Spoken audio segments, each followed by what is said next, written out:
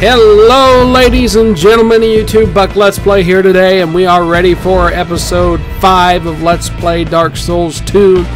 And in our last episode, as you can see, well, here we are in Missoula, but here in just a second we're going to be heading back to Heidi's Tower of Flame, where we left off not too long ago. But as you can see, we're just tying up loose ends. I thought I could level up again, but no, we didn't have quite enough. And we'll do our usual, buy our life gems and prepare to move on to the next area. At the end of this video, we will be fighting the boss known as the Flexile Sentry. So, alright, we are going to make our way to Heidi's Tower as soon as I figure out which button I need to push. Obviously it took me a second there.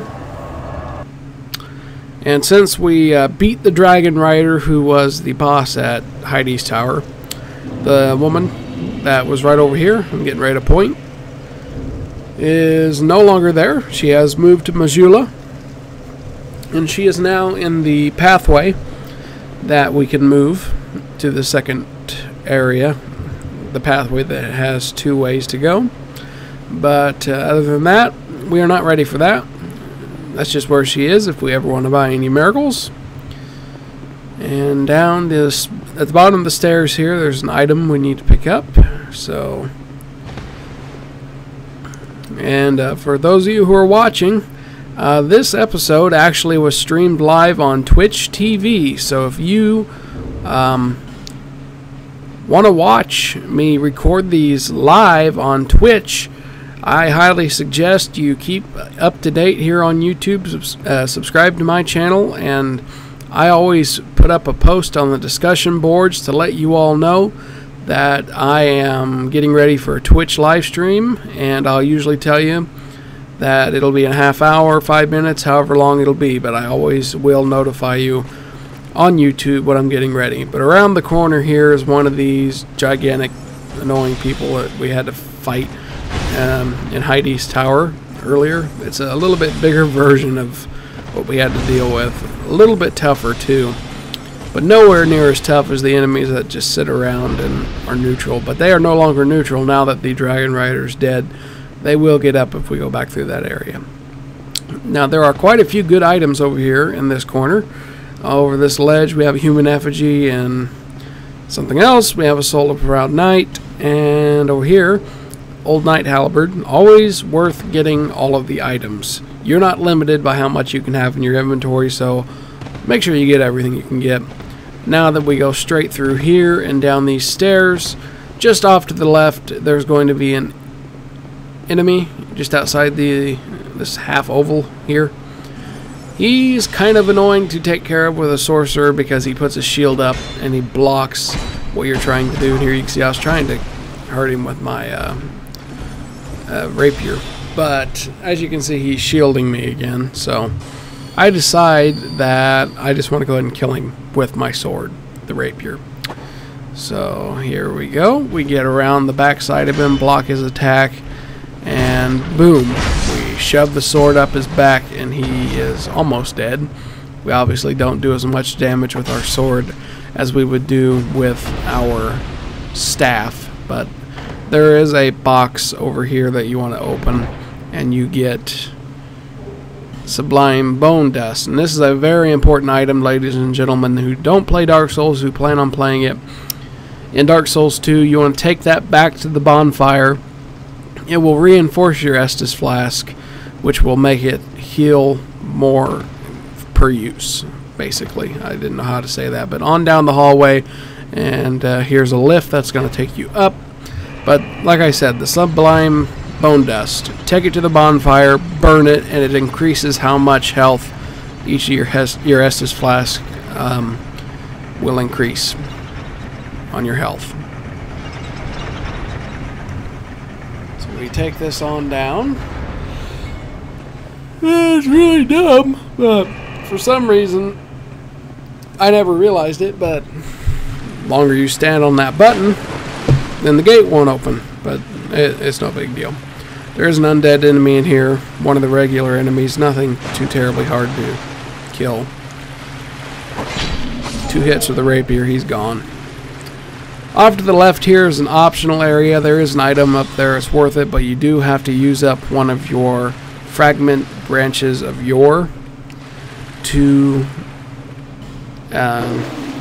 unstonify the enemy in front of me. And then you can see a couple dead guys snuck up on me in the back. They couldn't actually do any damage to me because I was in the middle of unfreezing that guy. It's one of the rare opportunities that you're in the middle of something and they can't actually hurt you. You're gonna have to forgive me, guys. I got very little sleep in the last several hours, so that's probably why I sound very slurred right now. So I apologize. But it is worth it up here. There is an enemy up here that is a pain in the butt if you are a melee character. But since I'm a sorcerer, it's not too big of an issue. It's an elephant, and it is incredibly annoying. I almost forgot it was up here, but here he is. I call him an elephant. He looks like an elephant. What would you call him? But yeah, he does a crap ton of damage to you. But being a sorcerer makes it very easy to take care of this guy. So I didn't really need to use a great soul arrow there, but I did. He didn't drop anything. And then here is an Estus Flash Shard. Like I said, very much worth coming up here to get that. And then this is not even a real door, I don't think. If I'm wrong, please let me know. Maybe I need to hit it with a sword or something, but I don't think there's anything there. And then down here around this corner there is a chest. Of course, I didn't do what I probably should have done and smacked it just in case it was a mimic, but it wasn't. And here's where you get the knight armor. And I don't remember ever using that armor, and probably never will with this character, but I'm sure it's worth it. And you want to be very sparing whenever you use your Pharaoh's Lock stones and your fragmented branches or yore, because those items are hard to come by, they're hard to find, and there aren't very many people that sell them. So you want to find them and be very careful on what you use them for. But I ran the wrong way there, so we actually ended up back where we started. So we're just going to run past this again. Just up ahead, not too terribly far. We take a left. And of course, nothing there. We actually go straight. I took a left, but you go straight. And we're not very far from the area where we fight the Flexile Sentry. And it's known as the No Man's Wharf. And I apologize, every now and then I pause. I'm going to have to make a habit of not doing that. My character, as you can see, he just kind of stops out of nowhere. It's because I was live streaming this on Twitch. And every now and then I would take a look to the left and see if anyone commented anything, and I stopped my character. But I'm going to have to make sure I don't do that. But here we find a bonfire, and just ahead is a place where you can get swarmed very easily. Not right here, but further in. You want to be very careful. I want to say I make it through here without getting killed, but there's a very high possibility that I actually do get killed and swarmed here in a little bit. So, but no worries, I always do cut those out, and I end up recording right back where I left off. So if I do die, you don't have to watch me do all the fighting again. But I'm pretty sure I make it all the way through here. But really, right here where I'm at right now is where you get on the boat. There's a bridge that is up, but you have to go a really long way around and knock it over with your foot. Now that I'm thinking about it, I think I do die here in a little bit, because I just summoned Bradley the Old Guard and a shade known as Black Mamba.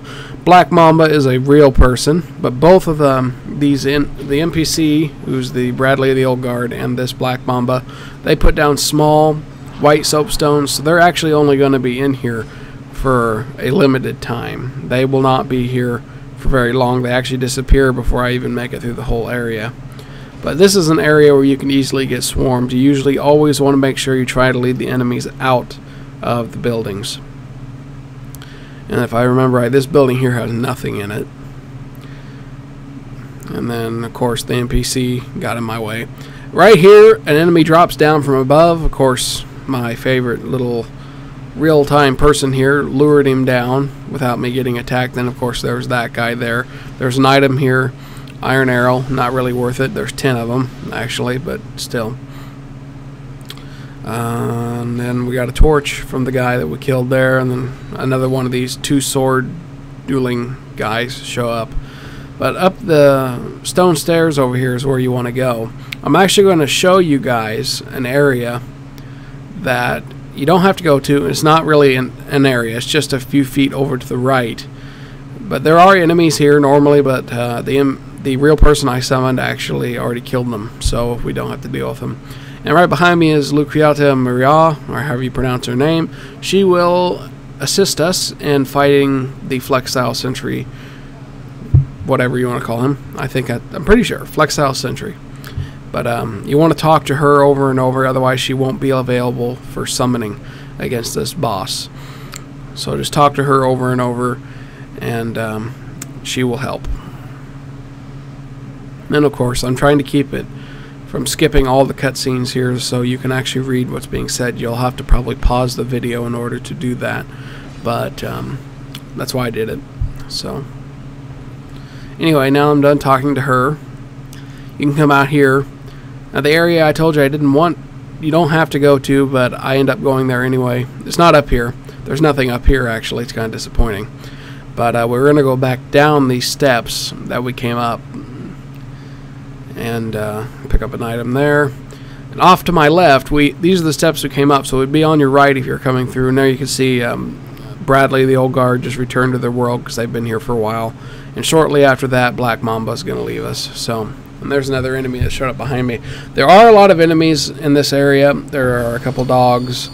And it's actually completely pointless for me to come in here right now because the only reason, well, there's actually 2. The main reason is off to my right. Right now, to my right, there is a place where you can insert a Pharaoh's Lockstone. And by doing that, it lights up this entire area. And by lighting it up, there's enemies further on ahead that will not come out of their hiding places, and they won't attack you. So that's a major reason why you might want to use a Pharaoh's Lockstone and put it in there. And for some reason I thought I had one, so that's why I actually go ahead and stay here and fight off these dogs and enemies that are in here. But unfortunately I don't have a Pharaoh's Lockstone, so I couldn't do that, and I end up having to fight the enemies I don't want to fight too terribly bad. They're kind of annoying, a pain in the butt, and they do a lot of bleed damage. Then there are dual-wielding morons in here that you have to take care of. There's one above that it shoots at you the whole time, and one comes out the door there.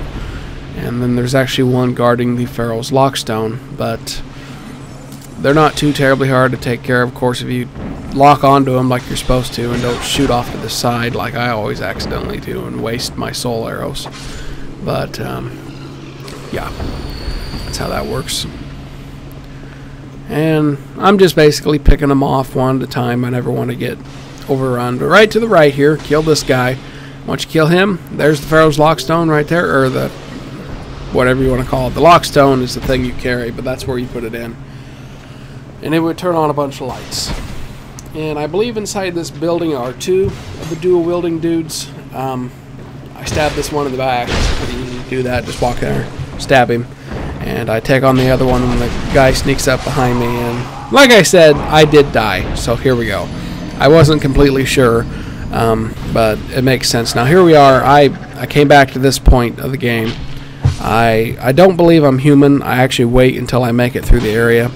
And I don't go back to the right there since I don't have a Pharaoh's Lockstone. I don't go back over there to show you guys it again. So we're actually now above the stairway. And for some reason after I kill this guy, I think I go back up the stairs here. And this is just a room that's completely empty. There's nothing up here. So, but of course I forgot that. So I went up here. But the way we need to go is just out here to the left. And of course a dog. There's a dog out here. Watch for him. And another dual wielder in here. Not too hard to kill, but you want to be careful because once they start swinging at you, it doesn't take much for them to kill you. Just like that dog almost killed me. But here we go. I actually use up my Estus flask here because I I believe I intend to go to the bonfire before I fight the boss anyway. That way I get all my healing stuff back. But then again, I might not. You know, I don't remember if I did or didn't. But anyway, just up these stairs and to the right are the enemies that would not come out if you have the light on. And they're really kind of annoying to fight. But as you can see, it takes more than 2 hits with my staff to kill them. But that one dropped a Radiant Life Gem, which is a much better version of the Life Gem that I'm currently using. But the regular Life Gems are cheap, and that's just why I buy them. So, and there I wasted another great soul arrow. Of course, it's 3 great soul arrows that it takes to kill these guys. So that shows how much tougher they are than the regular enemies in this area. And I'm pretty sure I end up resting at the bonfire just so I can restore my soul arrows too, because that's going to be very important whenever we end up going in and fighting. Now in here there are a few items that you can pick up, especially on the other side of this door. But as soon as you open the door, back up, because those 4-legged annoying blood suckers, whatever you want to call them, come out of there and knock the door down. It takes 4 hits with actually 5 total hits with a normal soul arrow. But this room there's I believe at least 3 of them in the bottom here. There may have been just 2. But then there's another set of them upstairs, so you have to be very careful that you don't get overrun by them. But in here there isn't really anything. You go upstairs. One of them fell through the floor, so that made it a little easier. I just went ahead and pulled my rapier out. I decided to go ahead and whip it with my rapier, but as you can see, it did bleeding damage to me and almost killed me. So that's why you don't want to get too close to him. And I thought I killed it there, but I actually didn't. Up the stairs there's one more. It's the one that didn't fall down, and we kill it. And then there's an item. It's either in this room, I believe it's out the window, and I can't remember if it's worth it or not. It's always worth it to kill the enemies, you know, get the points for it. But if there's an item to be had, why not? So just outside this door is where the item is, and it's not just one item. It is a chest. The chest on the right is actually a trap. So if you're watching this video at all for help, it's a crossbow, I believe. So you're going to want to either put your shield up or jump back and to your left. And, you know, you see, kind of stay within that lower left quadrant. You don't want to get hit by one of those because it will kill you and it will be annoying. And I wasn't paying any attention to what the item was in there. I obviously did while I was making the video, but here I am doing post-commentary, and I didn't look. I was too busy rambling as usual. Hopefully it was good. Tell me if it was good. If you're watching this video, let me know what was in there. Then there's another dual wielder here. He was trying to shoot me, but boom, I shot him first, and he's dead. He's gone. We're just about to the spot. Actually, there's 2 dual wielders up here. You have to be careful. They will overpower you if you're not careful. I have to actually retreat quite a ways to heal. Like I was saying, up those stairs, past those dual wielders, is a lever that you have to pull, and that's what signals the ship to come, and the ship is where the boss is. So, of course, we take care of this guy first, and the other guy who's right there, and I almost ran right into his crotch. Would have been a horrible thing. Alright, got him taken care of. Those are the only 2 enemies that should be the only 2 enemies that are in your way right before this lever. Of course, I'm paranoid, so I'm always looking around. You pull this, it sounds a bell, and then the ship comes. And I'll show you. I thought there was a cutscene. Apparently there wasn't. The cutscene probably comes later whenever you get on the ship and it takes you to the next area. But you jump down here, and then down here again. Watch out for an assassin who jumps down. That's why I just waited, because I knew he was coming. 2 hits with a soul arrow, kill him. He's not that terrible to kill. It's just that he is very annoying, and he can poison you. There's also an area inside that door. I don't remember if I go in there or not. We shall soon see. I didn't want to risk... I actually didn't go in there. I didn't want to risk dying, because there are more of those dual wielding people I wanted to go ahead and get over here and push this bridge over, because once this bridge is pushed over, it's just a few seconds to get back to the bonfire. And that way, if I do die, I just have to run over this bridge, not all the way around. Now up here is a guy who sells sorceries. Fantastic guy, and it'll be fantastic for buying more sorceries, and much stronger sorceries we can use for our character. Just like the other people, he will move back to Majula after we beat the boss. He, like a lot of people who specialize in different things such as dark magic or miracles or sorcery, etc., etc., they will not talk to you if you do not have a certain rank. Since he's a sorcerer, that means he will only talk to you if you have a certain rank in intelligence, which obviously, since we are a sorcerer, we have that rank, and he's talking to us now. So I talk to him over and over just to make sure that he moves back to Majula so we can talk to him later. And then you could see there are a few items in here that you can buy from him, all the sorceries that you can buy from him, and you also can reinforce pyromancy with him, but we aren't really focusing on pyromancy. And here you can see I bought another heavy soul arrow, which I think is the exact same thing I already have, so that might have been a waste. But then there's another enemy there. I guess I wanted to kill him. Almost fell off in the water doing it. But just around the bend here where the ship is where we have to go to fight the Flexile Sentry. I killed this guy. And I'm going to head back to the bonfire. That way I can restore my health. I can restore my arrows. Which I find it funny they call arrows. Magic, pretty much. Soul arrow. Anyway, it bothers me. I'm a big fan of magic and stuff like that. I'm a nerd. Whatever. We rest at the bonfire. We're going to restore our humanity so we can summon. There are 2 NPCs that we can summon. There was, as you saw earlier in this episode, Bradley of the Old Guard. He's a limited time NPC, but it'll be long enough to get him in there with us. And then, since we talked to Lucratiel, or however you pronounce her name, she's also a summon.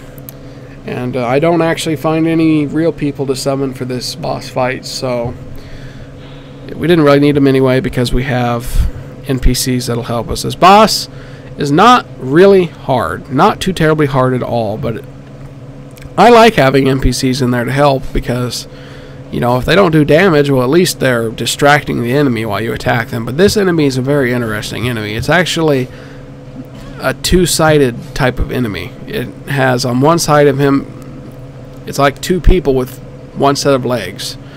One side has 2 curved swords, and the other side has like 2 barbed maces, or whatever you want to call them. They're not maces, but as you can see here, I'm being careful because we rested at the bonfire, so all the enemies responded. Grammar is not my strong suit, so do not judge. My voice is also starting to give out a little bit. My throat hurts, so. Also have a headache. Maybe another reason why I'm not talking very coherently. Of course, you all probably don't care about that. Thank you very much for watching anyway, though, and if you're still subscribed to me, thank you. Or if you unsubscribe from me, please don't. I appreciate everything you all do. But anyway, here's the bridge we just pushed down earlier.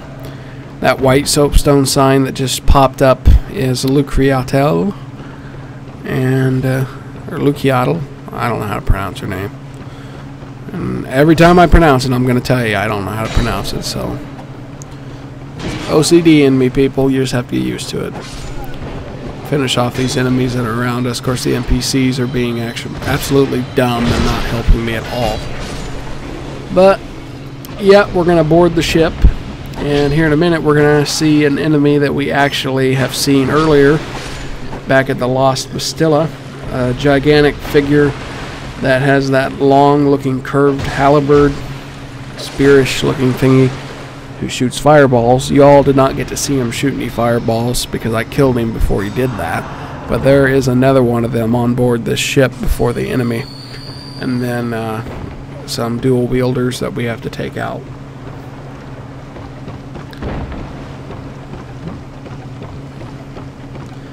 And there's the big guy. You probably remember him, familiar with it. Of course, we don't have to do a whole lot. Bradley, the old guard, is doing a fantastic job, not only distracting him, but doing a lot of damage. Here's an annoying dual wielder who happens to be shooting me right now, and you have to give me one for that, people. I shot at him twice without even targeting him and hit him both times. That takes skill. Of course, I die half the time because I don't target people. So anyway, just down here is the entryway into the boss fight. Just beyond these doors, there's nothing to be picked up down here. So I wait for the NPCs to get close, and in the door we go. And here I introduce you to the Flexile Sentry. It has those barbed-looking clubs on one side, which is the side I recommend that you face if you end up fighting him, especially up close. Since I'm a ranged character, we don't have to worry about that. But if you're going to fight him like a melee character, you want to make sure you stick with the side with the barbed, those spiked clubs, because the curved swords are actually the more dangerous side. But our NPCs are doing the job that I always like them to do, and that is to distract him while I shoot at him from a distance. And without surprise, this battle goes just fine, and we do win, and we get the soul of the Flexile Sentry.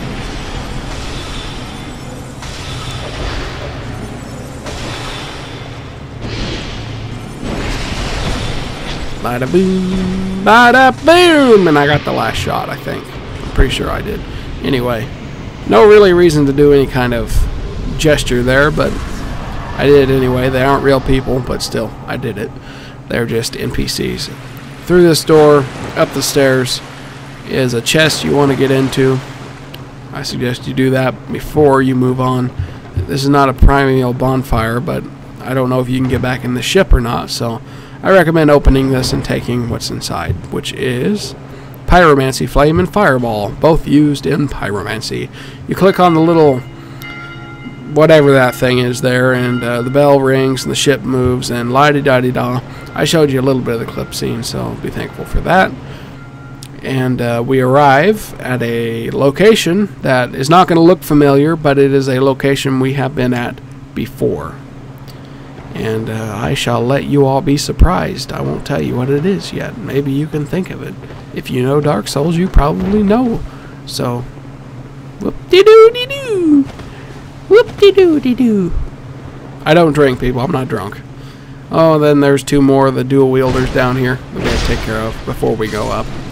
This lift will take us up.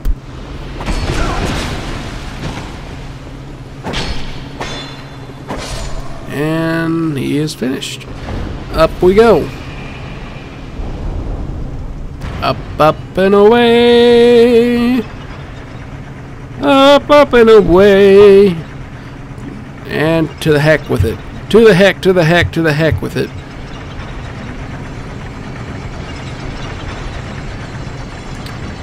Anyone know where we're at yet? There's no way of telling. No way. It's going to tell you in a minute, so don't be alarmed.